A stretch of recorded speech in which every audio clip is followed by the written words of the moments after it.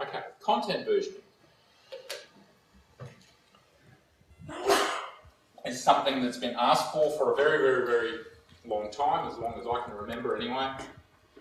Something that we always get slammed with when compared with other content management systems.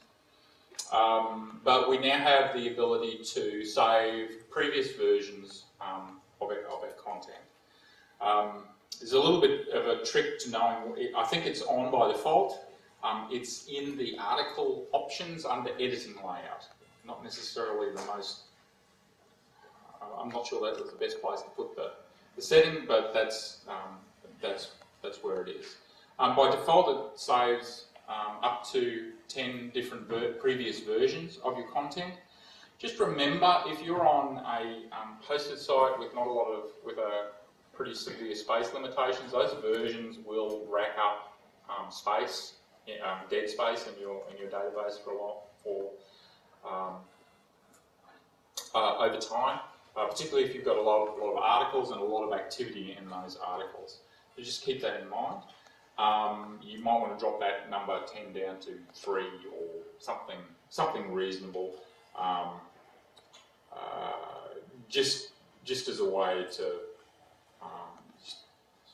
save you from silly mistakes or something like that. Or you can put it up to 100. Doesn't really matter if you've got the space, or why not. So when this is on, you'll see in the editing layer, when you're in an article editing layer, there's a new versions button. And what you can do is press on that and see all of the previous versions. It's a little bit of a caveat with it. I'm not sure whether it's a bug, but if you're upgrading to 3.2, the original article isn't really stored there as a version. It's only going to work as you save the first and second and third thing. It's a little thing that I've noticed, but I'm not sure whether that will affect us too much. You're able to save a note against a version, so you can call it, whether I've updated my prices or something like that. And when you do, you see in the top frame there that after a while you start getting a list of different versions that you have saved. So the version note is good, particularly if you think, I need to roll back at some date. So one of the cool things that we can do is compare those versions. So we can tick the 2 boxes there, and down here we'll be able to see what changed between those 2 versions. So if you've got a minion doing updates for you, and all of a sudden there's some sort of odd text on the site, you can go back into your version history and try and work out what the person did before you send them the Don't Come Monday slip. You can also see there's a mode in the comparison view. Now, so the comparison view just shows the actual fields that are stored in the database. So it's a very structural view. You can't see a comparison as you would on the front end of the site, but it at least gives you some clues. So you'll be able to see if in an HTML and a code mode. So in here we can see the HTML mode. Swap that to code, it'll show you all the HTML tags, which is good to see if images change, because the images won't show up in that view. So this is going to be a really interesting one to play around with. Again, just watch that number of revisions, because they will rack up. You are able to mark some revisions to keep them forever if there was an important change, or if you're you might have a reason to do that. The little star thingy there denotes which one is actually displaying on the front end. So to roll back your article to a previous version, you just check the box and then click on restore, and the star will jump down. But the first version, another change, that will still be there. So you can jump between different versions if you have to for whatever reason. I guess you could potentially even use versions to stage different types of content for different types of the year. the Easter, your Easter sales or Black Friday or whatever it is, and rather than creating completely new articles, we just have the one article and the item ID doesn't change, and you get over all of those sort of horrible things. So anyway, lots of potential there for people to blog about interesting ways to use versioning which haven't been thought of. Okay, so I think that's a really, really cool feature. This is my favourite. It's the new template manager,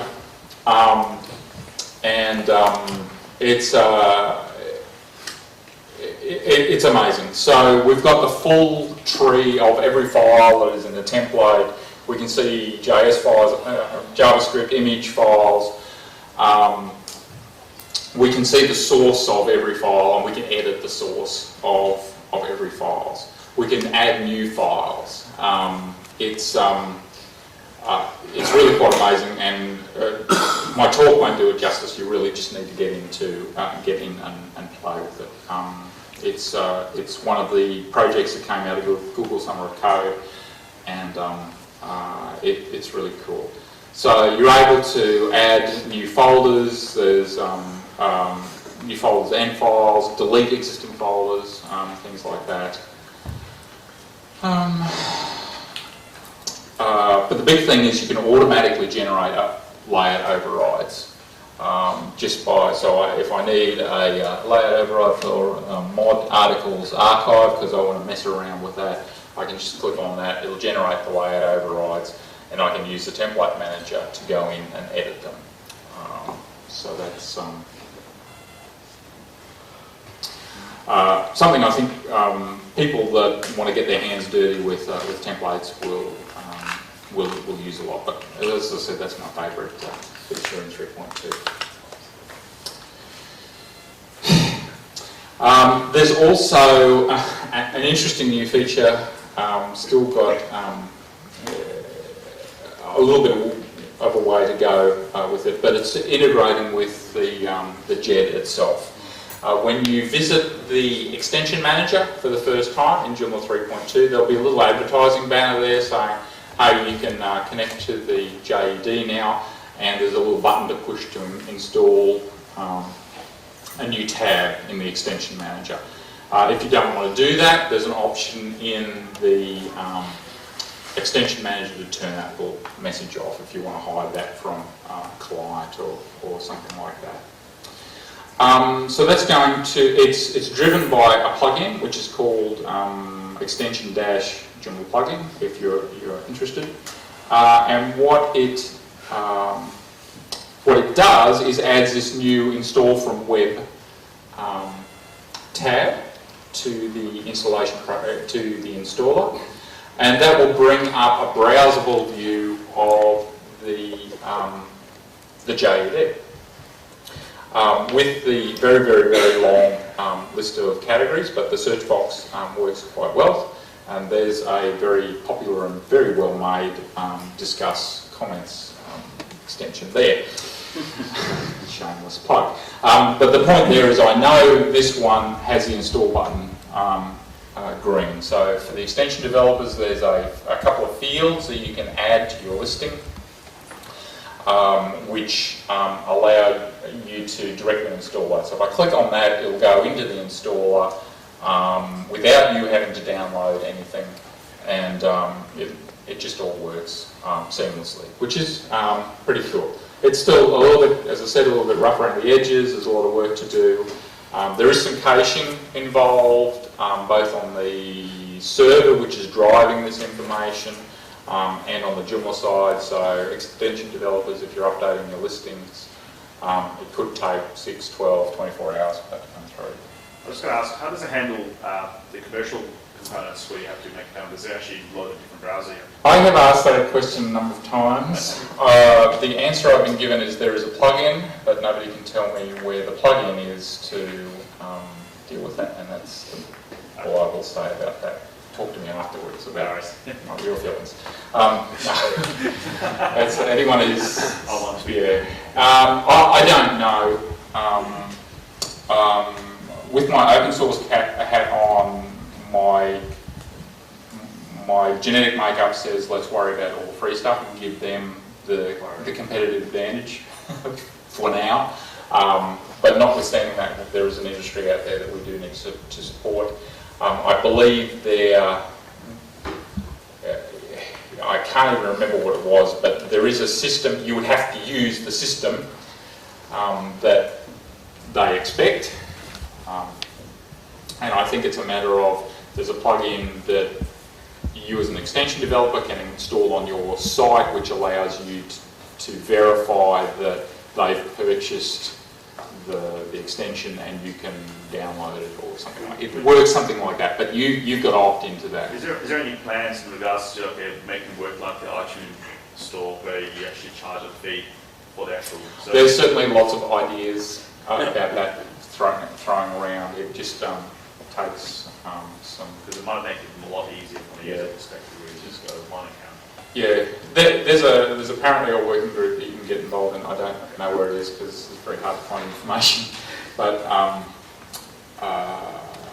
yeah, there's lots of that sort of stuff. It'd probably be a good thing for open source matters to say, hey, can we put this out to tender and just get it done? But that's there. It's interesting to play with. I think it can go a lot further. I would love to see the JED support things like playlists, where I can create a playlist for the best fish aquarium shop site, and I can just go click and it'll install a whole stack of extensions for me. But anyway, early days, and it's not bad.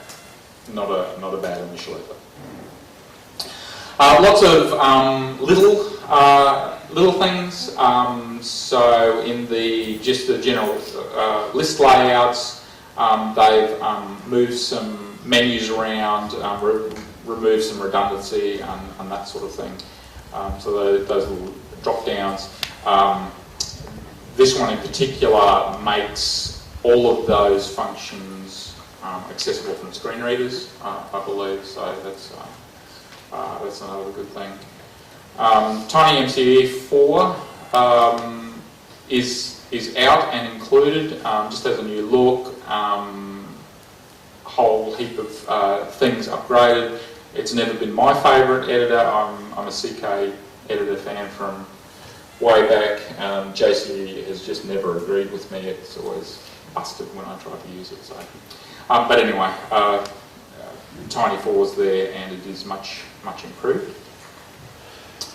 We've got, this is an interesting feature, there's front-end editing for modules. Now it's not that we're editing them in the front end, but if you're logged into the administrator, you'll get a little button, an edit button on a module.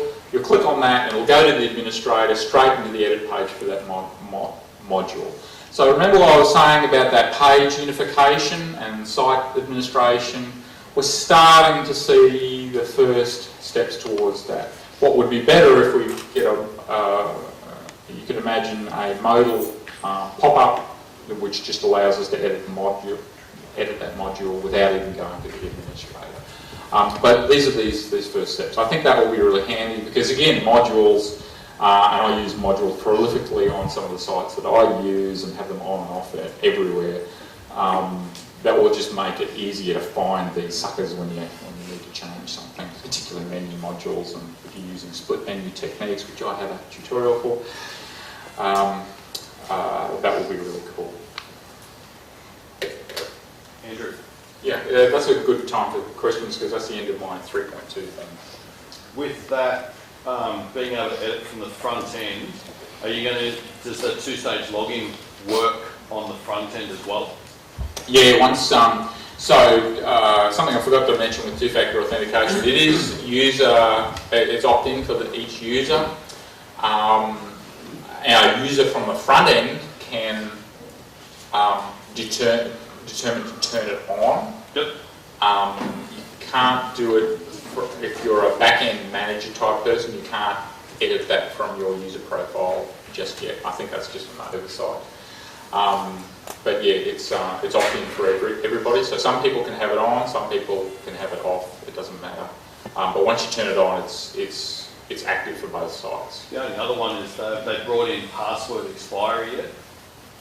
No, it wouldn't be hard to do. You could do that with plugins fairly easily. But yeah, it's another one of those nice things that should be in the call. Could you, for the video, repeat the questions or hand the microphone and I'll hand it out and talk on the other microphone? Yep. I'll probably repeat the question would be actually easier. Yeah. Okay. Excuse me, can I just ask another question about the two-step authentication? Is it possible for a super admin to make it compulsory for certain users? Okay, the question was, is two-factor authentication compulsory? Or can it be made compulsory? Can you read Yeah, it? I haven't seen anything that suggests you can make it compulsory. The way it looks at the moment, a super admin can set your account up with two-factor authentication, but I could be wrong on this, it does look like though you could log in from the front end and turn that off. So it's more geared towards you as a person, as protecting your personal safety. But I certainly hear what you're saying, and it would be worthwhile throwing that on the Joomla Ideas site. I'm just thinking people who are lazy about their passwords and have really simple passwords. Yeah, forcing them into that. I mean, people who are lazy with passwords, there are other potential solutions for that. I'm sure they're out there. It would be worth suggesting to Nick from Akiva did this one as well. Just plant a seed with him to say, hey, it'd be nice if administrators could force it. He'll probably have it done in a couple of days. He's pretty good with the suggestions and the features. You're talking about doing it through admin tools, or he's the one that developed the two. Yeah, he's doing the Uni, what's it called, Uni something plugin as well. He's already done the code for that. So he's the master at arms for doing the two-factor authentication. Okay. So just whisper it in his ear and he might even do it for you. I think it's a good idea though. The other one is minimum password strength. Yeah, minimum password strength. Again, that can be handled with plugins at the moment. It would be good if it was called. But it would be good if it was called. Yeah, definitely. Okay, so that's the near future. What's beyond Joomla 3.2?